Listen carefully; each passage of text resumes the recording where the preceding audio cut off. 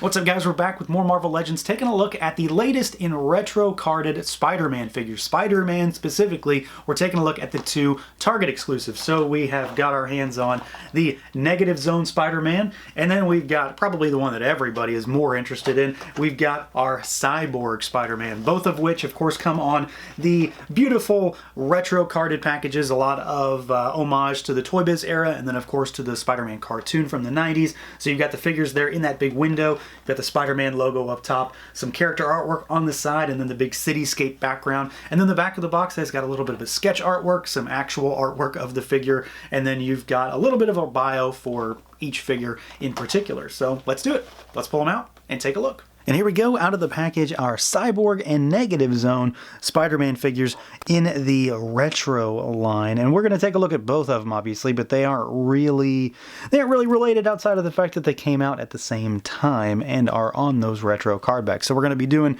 one at a time, and we're going to take a look at Cyborg Spider-Man first because, I mean, I'm just dying to look at him first. That's really all it is. So as far as moving this guy around, there aren't any real surprises here. The only thing that's truly different or new or maybe slightly weird is the fact that he does have an asymmetrical design because of the fact he's got the cyborg arm. Other than that, though, this is stuff that we've seen before. Nothing too crazy. One of my more favorite bodies when it comes to Spider-Man. It's not the new retro style Spider-Man that we got earlier this year, but I'm not upset about it being on this body. So we've got a head that can look up really far. He can look down really good. You don't really have too much in the way of attitude or tilt, but you've got full rotation. The cyborg arm can go out about this far. You do have that shoulder pad to contend with, so it's going to get in the way. It's going to hit the actual shoulder pretty quickly. You can rotate that as well. We've of course got our butterfly joint there. You've got a bicep swivel. We've got double jointed elbows, and then you've got your hinges and rotation as well. The other arm can go out about that far. A little bit more slightly. You've got your butterfly joint as well, full rotation again. You've got your bicep swivel, double jointed elbow over here as well, and then you've got your hinge, rotation, all that good stuff, normal stuff when it comes to Spider-Man. You've got your ab crunch that goes backwards. He goes forwards pretty good. You can hear that click. And then we've got our waist twist down there. Legs go out pretty good, full splits basically. Kick forward all the way. Little bit, but not much on the back kick. You do have your thigh cut.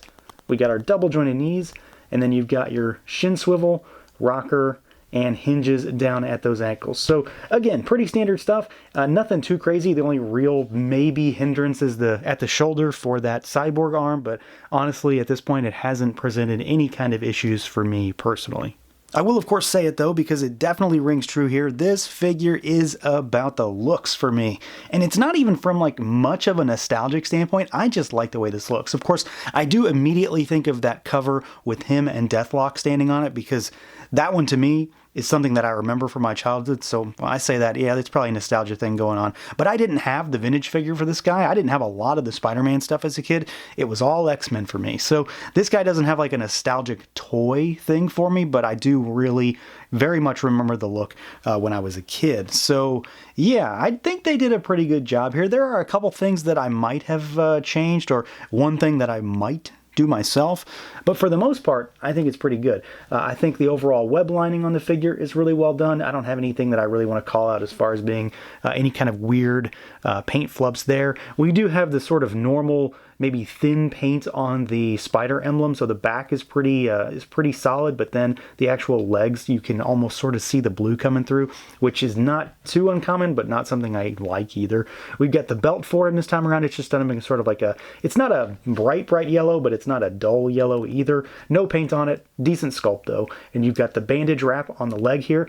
Got some texture on it, so it actually looks like gauze or something like that. It does have some texture. It's not just a flat piece of white plastic. You've got your blue pants with the delineation at the shin swivel, so there's no mixed plastics and paint. So you've got your red with your black web lining again. Looks pretty good there as well. I would still love to see a pinless Spider-Man. I know that it's coming at some point. And I know that that figure will be kind of groundbreaking when it comes out for Legends, because this always bugs me on a Spider-Man figure because we just never seem to get away from it. They do stand out like a sore thumb, and it's not anything new, but it's nevertheless just as annoying as always.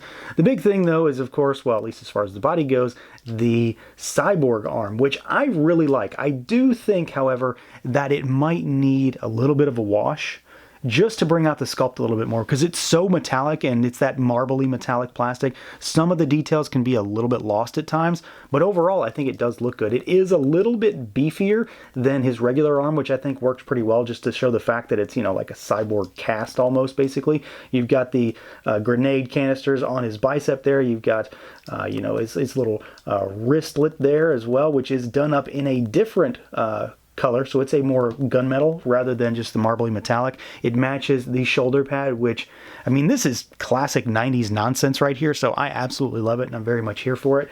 I am overall happy with the way this figure looks, and of course a lot of that has to do with the head as well, because it's a very unique thing for Spider-Man. Again, no real issues with the web lining on this guy. I think it looks really good, very crisp and clean. Honestly, like nothing really. The one thing that I do wish might have been a little bit different is the stitching on the mask. It has no paint, so you just get whatever web lining has to go over top of it. I wish it had a little bit of something just to bring it out a little bit, because you can see it and you know it's there, but it kind of gets lost. The Cyborg eye patch I think looks really, really good. Nice silver, red, and brown for the strap there, and then of course the bandana that hangs off the head. So I'm really happy with like the big things for this figure when it comes to the overall presentation. The head and the arm, they definitely make the figure, and they're worth the price of admission here as far as making this figure very unique and making him exactly what he needs to be. There are just a couple little things that maybe I wish they could have changed. Add a little detail onto that stitching, maybe throw a little bit of wash onto that arm. I can do that myself, but at the same time, I'd love to not have to. Overall though, I mean, he's a solid looking Spider-Man. I'm really happy with the way he turned out. Now, as far as accessories goes for Cyborg Spider-Man, he doesn't have a great deal of stuff. I would imagine it's mostly because of the new stuff as far as the body goes, new sculpt, things like that. So he's a little bit more of a pared down release in that regard. We do get one extra hand. You've got a right thwipping hand, so of course done up in the actual spider motif. We do not get any extra Cyborg hands for this figure. What we do get, though, in addition, is one thing that I do not like. I really don't like this accessory, and I've said this a number of times. Anytime it pops up, I pretty much just don't care for it, because this is a really odd accessory. I don't care for the way it's really implemented. It's something that, in this case, you actually would have to put it around his wrist to actually use it, to show him like thwipping through the air with some webbing. I like the idea that it's included, but it's kind of, you know, overstayed its welcome at this point, I think. So a little oddly shaped plastic web line, not my favorite accessory. I'm glad we got something extra, but frankly, they probably could have left it out. Now for our Negative Zone Spider-Man, this guy is a bit of a different story, because he's on an entirely different body from Cyborg Spider-Man, and it's not a body that I'm very much happy with anymore. It's the Pizza Spider-Man body, and it was the greatest thing in Marvel Legends when it came out, but it never had much of a hold on me personally. It's a good body, or at least it was, but it definitely has a lot of hang-ups now. I really wish that this figure was not on this body. I'd prefer, you know, like the Sunfire body, for example, something like that. I know that being slender definitely is a thing for many versions of Spider-Man, so it works in that regard, but at the same time, this figure presents its own series of challenges. So let's see what he can do, see how he moves around.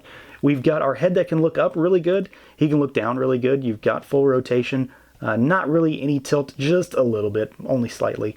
Arms go out at the shoulders. They, of course, rotate all the way around. You do have your butterfly joint.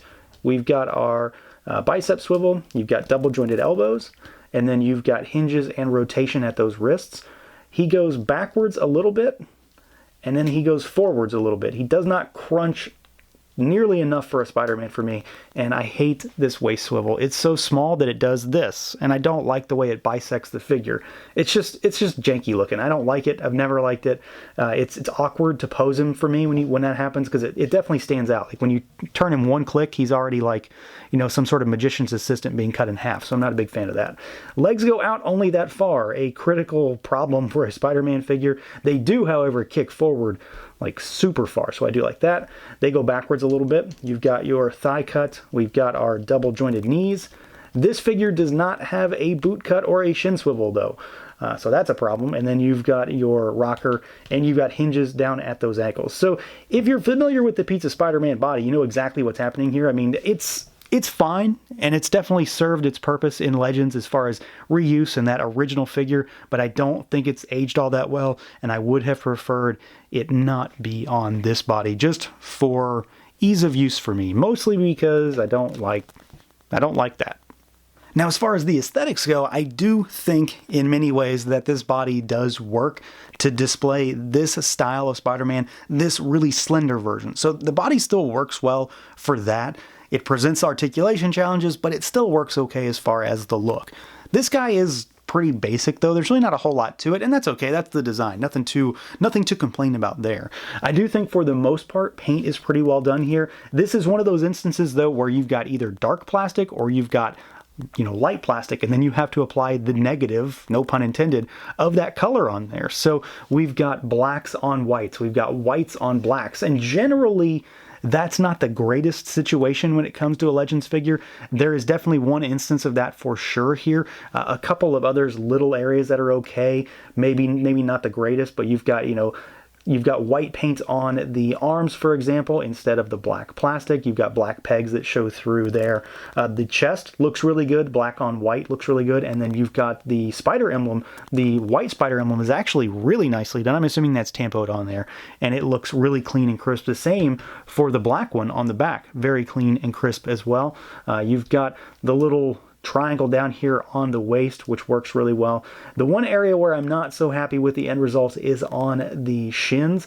So there's no thigh cut on this figure, so there is no delineation for paint. So you've got painted legs down here. So you've got white paint on black legs, and it's incredibly cakey. It matches pretty decently, but it is cakey when you get up close and get to really looking at it. You can see that there is definitely a lot of paint applied on that leg. I really would have preferred a leg that had a thigh cut, just like the Cyborg Spider-Man, for example, where there's that line where you paint the one piece versus the other, and you don't have to kind of color over a different inverse of a color. So for the most part, I think he looks okay. I'm really happy overall with the emblems. Those came out really well. The colors do pop. I mean, he's definitely going to stand out on a shelf. And I do think that the head is really well done. Sizing looks good. The lenses are really clean and crisp, and there's no issues with any kind of paint bleeding or paint, smudges or anything like that. He looks really good from the neck up as well. There's just not a great deal to talk about there because it's a black Spider-Man head with some white lenses, but it works and it does look good. So for the most part, he looks pretty good. I do have a couple issues, in terms of just how the paint is applied because of what they have to do for the base of this figure. And then those shins are, the more you look at them, the kind of worse they get kind of a situation, but it's not too bad. And overall, he's going to look pretty good alongside a lot of your other Spider-Man figures.